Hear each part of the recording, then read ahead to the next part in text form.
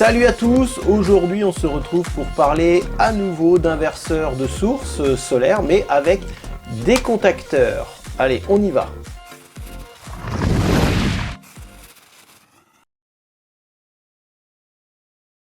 Dans la précédente vidéo, je vous avais présenté un schéma de câblage pour fabriquer un inverseur de source solaire avec priorité solaire. Il se trouve qu'effectivement, comme beaucoup l'ont fait remarquer, avec ce genre de contacteur, les contacts auxiliaires sont liés au verrouillage mécanique. Donc une fois qu'on est sur le réseau Enedis, même si l'alimentation solaire revient, eh bien le contacteur solaire ne rebascule pas automatiquement sur le réseau solaire. Il existe des contacteurs comme ceux-ci, mais avec des contacteurs auxiliaires qui ne sont pas liés au verrouillage mécanique. Et dans ce cas-là, le schéma que je vous avais proposé la dernière fois aurait très bien fonctionné.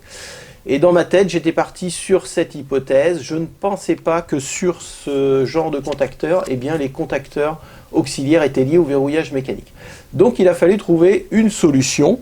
Donc j'ai fait évoluer mon câblage pour donner une priorité à mon réseau solaire. Par ailleurs, donc j'ai rajouté deux petits disjoncteurs de 2 ampères qui vont être là pour protéger les bobines des contacteurs. Donc ça, c'est indispensable pour une protection des bobines. Et ensuite, eh bien, je rajoute une petite temporisation. Donc déjà, la première chose, quand on a des contacteurs comme ceci avec un verrouillage mécanique, je vais vous montrer, eh bien, donc là, on peut déconnecter donc, les contacts de cette manière. Donc ça, c'est hyper pratique. Et on s'aperçoit, donc en haut et en bas, de la même manière, que l'on a des plaques de jonction. Alors, à quoi servent ces plaques? À la base, cet inverseur de source est fait pour inverser les phases sur un moteur triphasé. Donc, on avait un croisement des phases et les phases s'inversaient. Donc, moi, j'ai viré les contacts ici en gardant juste la plaque. Mais mes contacteurs, au niveau des contacts, ne sont plus liés. Par contre, en haut, eh bien, pour éviter de câbler en double, eh bien, nous avons une petite plaque de la même manière qui va connecter nos plots ensemble. Et ça, c'est hyper pratique puisque du coup, on n'a plus qu'à câbler une seule sortie. Donc, si on met les sorties en bas, par exemple, on n'a plus qu'à câbler un seul des contacteurs en sortie pour jumeler les sorties. Donc ça évite de faire un double câblage au niveau des sorties des contacteurs. Donc ça, c'est quand même hyper pratique. Donc suivant comment ça vous arrange, vous câblez les entrées en haut ou en bas, et inversement au niveau des sorties. Donc on va prendre l'exemple de nos entrées par le haut et de notre sortie par le bas. Donc on va mettre notre plaque de connexion en bas pour jumeler les sorties. Et on remet nos contacts. Hop. Et il suffit de les enclencher de cette manière. Et la même chose de l'autre côté. Donc là, on se retrouve avec 2 borniers, mais un seul va servir. De la même manière pour les entrées, eh bien, moi j'ai enlevé les jonctions qu'il y avait à l'intérieur de cette plaque pour ne mettre que la cale et faire 2 entrées indépendantes. Hop, et voilà. Alors, petite chose, on a ici au milieu, on a le verrouillage mécanique qui empêche d'enclencher les 2 contacteurs en même temps. Si on appuie sur un, le deuxième ne pourra pas s'enclencher grâce à ce verrouillage mécanique. Donc ça, c'est quand même hyper pratique et c'est une sécurité. Une des 2 sécurités d'ailleurs qu'il y a sur ce genre d'inverseur de source, puisqu'on a aussi la sécurité électrique que l'on va gérer avec les contacts auxiliaires. Donc une fois que c'est fait, on repositionne notre plaque sur les entrées et on remet nos contacts. Toc. Et là on est prêt à câbler. On a des entrées indépendantes à gauche et des entrées indépendantes à droite. Par contre, les sorties sont liées. Donc la sortie 1 ici est liée avec la sortie 1 ici, etc., etc. Donc en façade, nous avons la bobine qui gère l'ouverture et la fermeture des gros contacteurs de puissance donc en A1, A2 ici, et en A1, A2 également ici, lorsque les bobines sont alimentées, eh bien, nos contacteurs de puissance vont se fermer et laisser passer l'énergie. Nous avons également en façade deux autres contacteurs auxiliaires. En 21-22, nous avons un contact qui est normalement fermé. Donc au repos, vous avez un passage entre 21 et 22. Et nous avons un autre contact auxiliaire en 13-14 qui est normalement ouvert. Donc lorsque la bobine n'est pas alimentée, eh bien, au repos, entre 13 et 14, il n'y a pas de passage. Et j'ai décidé de mettre cette petite temporisation qui va me permettre, lorsque mon énergie solaire est à nouveau disponible, de repasser sur mon énergie solaire, mais avec un petit délai de 5 secondes.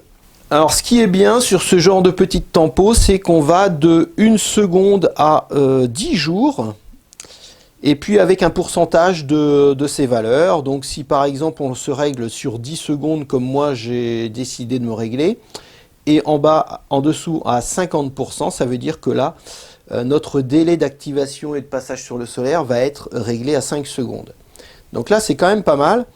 Et puis on a la fonction de notre temporisation de A, B, C, D, E, F, G, H, I, J.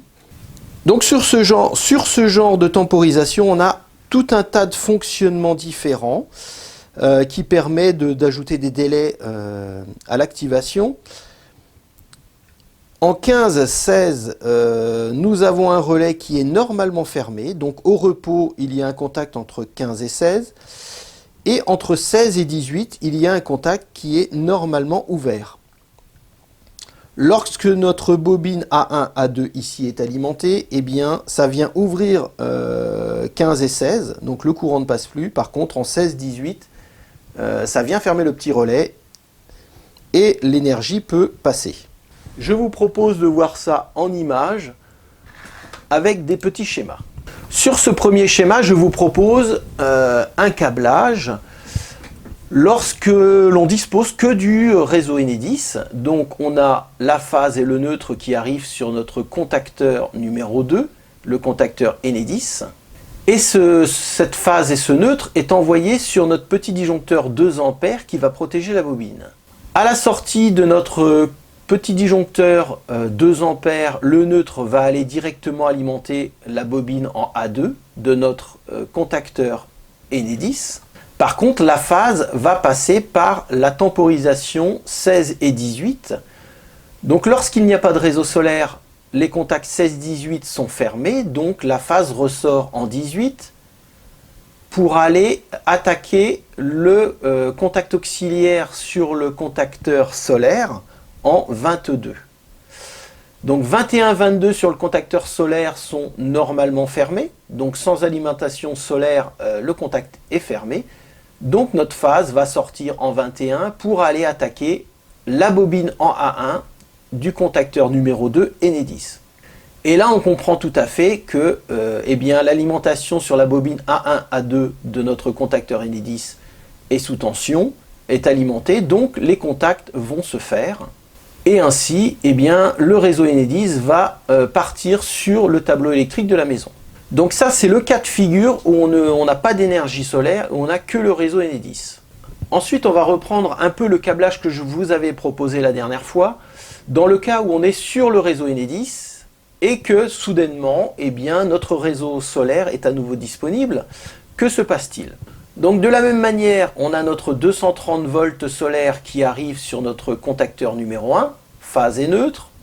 On envoie cette phase et ce neutre sur notre disjoncteur 2 A pour protéger la bobine. De la même manière que sur le contacteur numéro 2, on envoie le neutre directement à la bobine en A2. Et la phase en sortie du disjoncteur solaire de 2 A, on l'envoie sur le contacteur numéro 2 en 22. C'est un contact normalement fermé, sauf que là, on vient de voir qu'on est sur le réseau Enedis.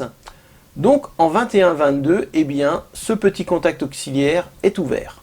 Donc en 21, la phase ne sort pas, donc on câble quand même entre 21 et A1 de contacteur numéro 1. Et donc, même problème que la dernière fois, notre bobine en A1, A2 de notre contacteur solaire numéro 1 n'est pas alimenté et on reste de cette manière, on reste sur le réseau Enedis malgré la présence de notre 230 volts sur notre contacteur numéro 1. Donc qu'est-ce qu'il va falloir pour repasser sur notre réseau solaire? Eh bien, on rajoute une petite tempo. Je vais vous expliquer comment j'ai câblé cette petite temporisation. Cette temporisation va réagir avec le 230 volts de notre réseau solaire. Donc on envoie la phase de notre réseau solaire en A1 sur la tempo et le neutre en A2 sur notre tempo. De cette manière, lorsque notre 230 volts solaire revient, est à nouveau présent, eh bien c'est la temporisation qui va réagir suivant ces réglages. Qu'est-ce qui va se passer? Là j'ai réglé 5 secondes, c'est-à-dire que si la tempo détecte du 230 volts solaire, elle va attendre 5 secondes pour réagir. Et pour réagir comment? Eh bien, ouvrir les contacts 16-18. Donc le petit relais en 16-18 va s'ouvrir au bout de 5 secondes. Qu'est-ce qui va se passer? Eh bien, la bobine de notre contacteur Enedis en A1, A2 ne va plus être alimentée. Donc le contacteur numéro 2 va repasser en repos et ainsi fermer les contacts auxiliaires 21-22 qui sont normalement fermés au repos.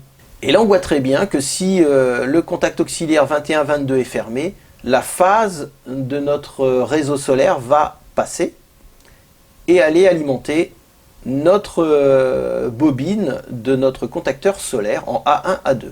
Si on a du 230 volts à l'arrivée de notre contacteur numéro 1, il sera toujours prioritaire.